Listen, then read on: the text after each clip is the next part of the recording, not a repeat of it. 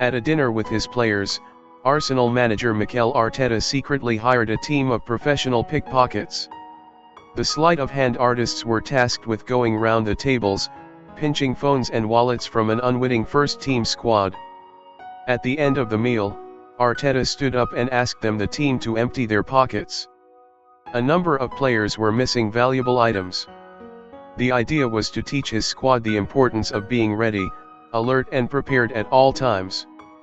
This kind of innovative thinking is typical of Arteta, who sees every occasion as an opportunity for learning and development. His influence is evident across every dimension of Arsenal. They have become a team built to his specifications, and a club molded around his competitive spirit. His obsession with improvement has been infectious. It's a mentality that has proliferated throughout the club. The Arsenal manager is preparing to take charge of his fifth full season with Arsenal. The transformation since he took charge in 2019 has been dramatic. Although Arsenal take a collaborative approach to leadership, no single figure has been more impactful than Arteta. This is likely to remain Arteta's Arsenal for some time. The 42-year-old is expected to extend his contract beyond the coming season. The Athletic looks at how Arteta has reshaped Arsenal, transforming the culture of the club and the fortunes of the team.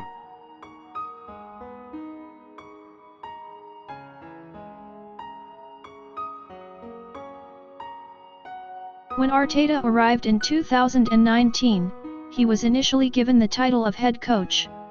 After the departure of head of football Raul Sanllehi in August 2020, Arteta was promoted to the role of first-team manager. Arsenal's hierarchy had been in a state of perpetual flux since the departure of Arsene Wenger in 2018. Arteta's promotion served as a significant statement. It consolidated his power and placed him at the heart of the club's football affairs. That process of evolution has continued. Arteta has not overseen this rebuild alone. The summer of 2020 also saw Tim Lewis added to the board. Now vice chair, Lewis has been a prominent supporter of Arteta and the bridge between the manager and the ownership. The leadership's faith in Arteta sustained him through the difficult winter of 2020, and their patience has been rewarded. Arteta's productive relationship with Edu has been recognized with the Brazilian's promotion to sporting director, giving him oversight of the women's team and academy. Richard Garlick has been an integral part of the process, handling the fine details of negotiations and contract talks. This summer, Garlick stepped up to become the managing director, assuming the role vacated by Chief Executive Officer Vinny Venkatesham. Garlick's previous role as Director of Football Operations is due to be filled by a new appointment soon.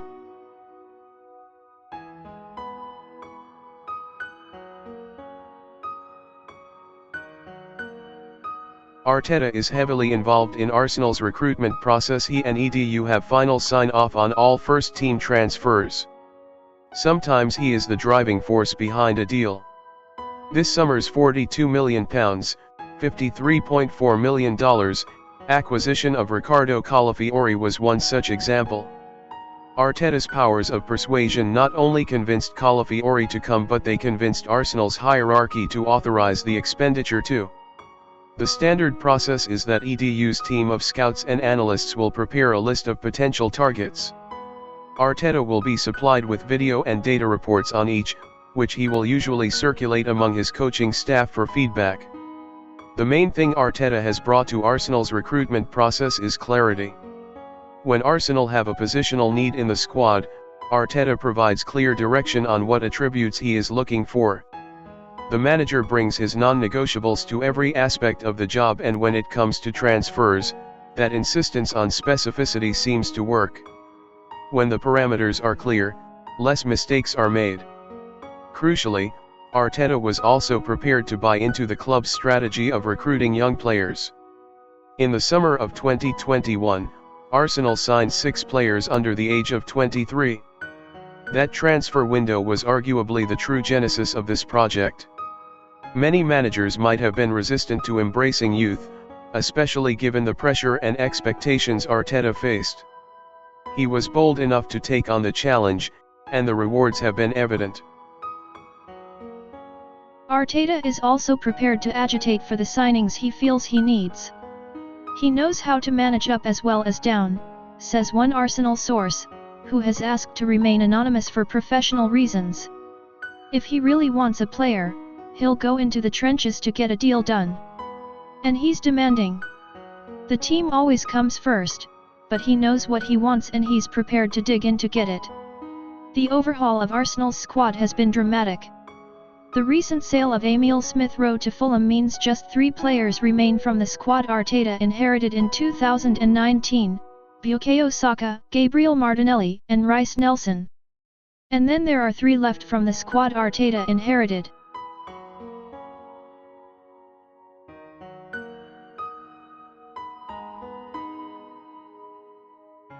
He might be called the club's manager, but Arteta is first and foremost a coach. Consequently, he has made a considerable impact on the training ground. Arteta played under Arsene Wenger, but his training is very different. Up until his last few years, when it came to training, Arsene was a very much a volume guy, says one former employee. They'd do long sessions without a lot of sprinting.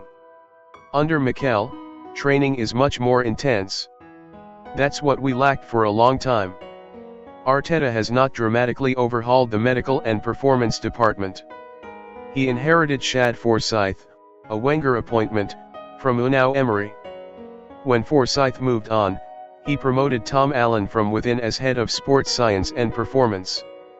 Arteta persuaded club doctor Gary O'Driscoll to stay on in London for an extra 3 years before eventually losing him to Manchester United.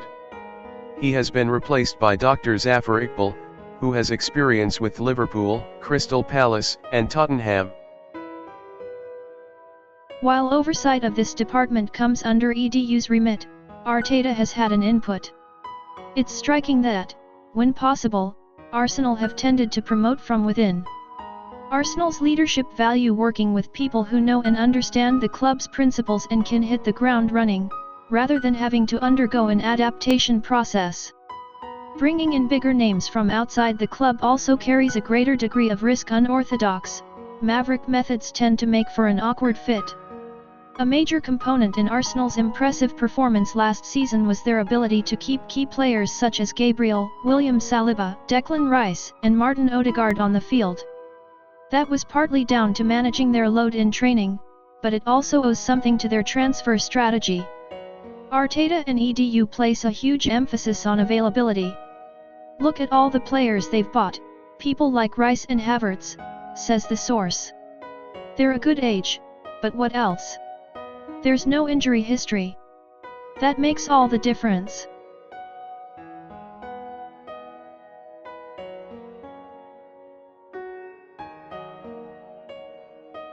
When Arteta was appointed in 2019, he was the youngest manager in the Premier League. Even heading into 2024-25, only 5 managers Fabian Hürzeler, Kieran McKenna, Russell Martin, Andoni Iraola, and Gary O'Neill are younger. He also has one of the youngest coaching teams in the division. His primary assistant Albert Stuvenberg is 54, and goalkeeping coach Inaki Kana is 48. Assistant coach Carlos Cuesta, however, is just 29. Coach and analyst Miguel Molina is 31, attacking phase coach Hussein Issa is 36. Set-piece specialist Nicolas Jover is the same age as Arteta, 42. Some suggest that Arteta's preference for younger coaching staff indicates that he does not want his authority challenged. Those who've worked closely with him say otherwise. I think we were all selected because we were not just yes men, says Andreas Jorgsson. The Swede was Jover's predecessor as set-piece coach and has recently joined Manchester United. We all had a strong willingness to speak when we thought we had something to add. As a manager, you can make it really comfortable for yourself. Or you can get a group of qualified people that are willing to speak their minds, and that's what Mikel did. There could be a bit of friction, there could be intense discussions, but the loyalty was always to the group, and Mikel always wanted the best idea to win. Arteta applied the same principle to his coaching staff as he did to the players. He focused on ability rather than age. I think sometimes in football there's an overbelief in experience, says Jorgson. I think Mikel looks first at the knowledge, the passion, and the loyalty, rather than the CV. That's where this group is extremely highly rated.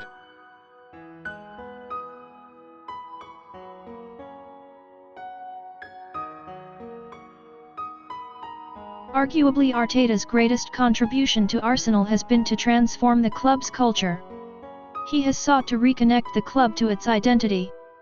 The training ground has been substantially redecorated, the walls adorned with iconic Arsenal images. When the players leave the gym, they are met with huge images of the Emirates Stadium. The club motto, Victoria Concordia Crescit, is embossed on the canteen windows. A supersized picture of a smiling Arsene Wenger greets you at the entrance, with an accompanying quote from their legendary manager, "Here you have the opportunity to get out the greatness that is in each of you." It feels telling that it is during Arteta's reign that Wenger has been welcomed back to the club as a visitor. Arteta has not run away from Arsenal's glorious history. He has embraced it. From his first day, Arteta installed a set of standards that all players and staff had to abide by. Those who continually fell short were dispensed with. It led to high-profile exits for Mesut Ozil and Pierre-Emerick Aubameyang. Mikel had to win those battles, says one former staff member. Losing would have undermined his authority. Instead, it enhanced it. I think he liked Ozil, I think he liked Oba as people. It wasn't personal. It was about doing what's best for the club, what's best for the team. He'll sacrifice anything for that. Another key change was transforming Arsenal into an ultra-competitive environment. When I arrived in 2020, I think we still lacked a bit of that, says Jorgson. That 100% competitive mindset, for every action in training. One of the reasons we turned it around at Christmas was because the training environment became more competitive, more intense. We went from the main focus being tactical and technical, to using more emotions, energy, and motivation to make the mix a little bit more complete. Kieran Tierney witnessed the cultural revolution under Arteta firsthand and saw how the manager induced that competitive atmosphere. He would set you targets, says Tierney. Whether it is this amount of goals from set pieces until the end of the season, if you're on course to do it, just wee things like that to motivate you. In training, everything is competitive. Races in the warm-up, passing drills had a competitive nature, whether it's who is first to go round the circle without making a mistake. Everything has a winner and a loser. We play games in the hotel, Aaron Ramsdale explained last year.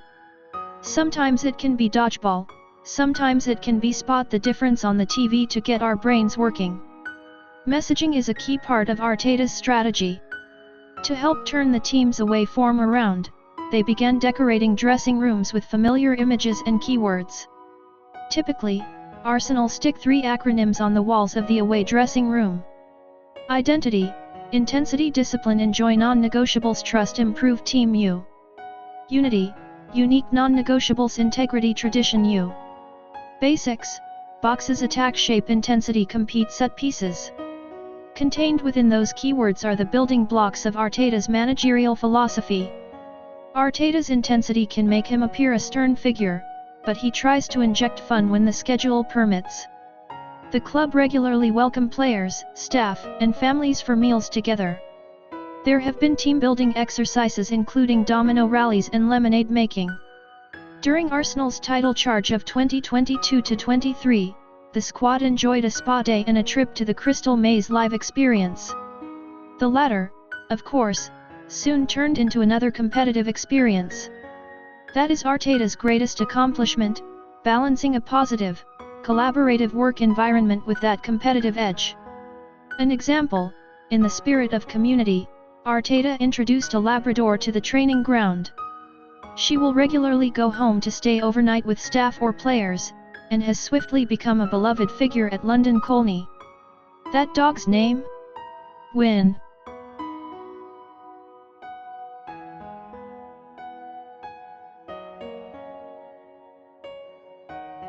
Arteta's attention to detail borders upon obsession. No stone is left unturned as he seeks to restore Arsenal to their former glories. An example is changing the team's training schedule to incorporate more sessions at the Emirates Stadium. Arteta believes that in doing so, the players gain a greater sense of ownership over their home ground. In the course of a season, he will also shake up the travel schedule to keep his team on their toes. Last season, Arsenal travelled to Sheffield United on the day of the game, which granted the team more time with their families. They responded with an outstanding performance. At an awards ceremony, Arteta expressed his desire for Arsenal's players to be handed their prizes early in the night, to ensure the players could still get an early night. Arteta has even expressed preferences over what kit Arsenal wear on a match day. He had a particular preference for the black away kit of 2022-23, as he liked the intimidating image it helped create.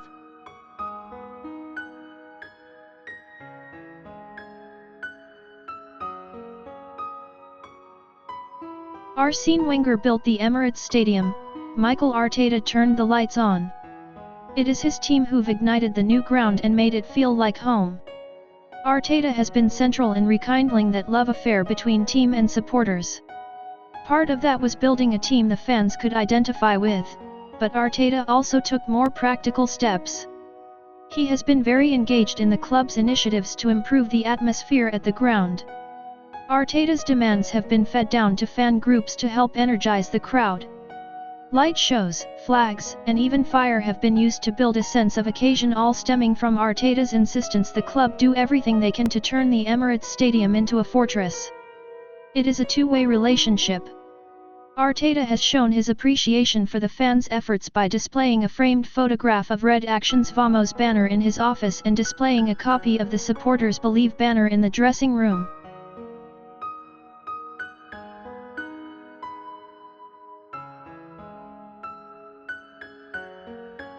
In his 4.5 years with Arsenal, Arteta has not only sought to impact those around him. It has been a period of introspection and self-improvement too. When Arteta arrived, he set a standard that players did not find easy to meet. The direction in his head was so clear from the beginning, says Jorgensen. But then I think both players and staff needed time to live up to the standards. Perhaps also he needed time to change the squad and have players who could meet those standards. If the standards are really high and you feel it's hard to reach them, that could be quite stressful. No one wants to let him down. But in bad times he was strong, he never changed direction. He got players who could thrive in that environment. And maybe he changed his rhetoric a little bit. Watching him now, I sense a slight change of tone or language. I feel like he touches on more parts of the game. Of course, he's still very deep into the tactical side, but he's now also much more into the human, the emotional, the motivational side. We speak a lot about him being a winner in terms of being firm and tough and a fighter. But for me, being a winner is also being able to be self-reflective, take help from others to develop yourself. I think that's a really undervalued strength of Mikel's, that he's constantly willing to question himself, listen to others, hear what he needs to improve, to become better. I've almost never heard anyone say that about him, but that is one of the traits that I think is very important for a world-class manager. Mikel is so determined that he's going to be the best version of himself. He probably looked into his mirror and saw which areas he needed to improve, and then quickly made sure he had the people around him to help do that. That's a very humble side of him that I don't think he shows so much to the outside. At Arteta's Arsenal, nobody is above reproach or criticism.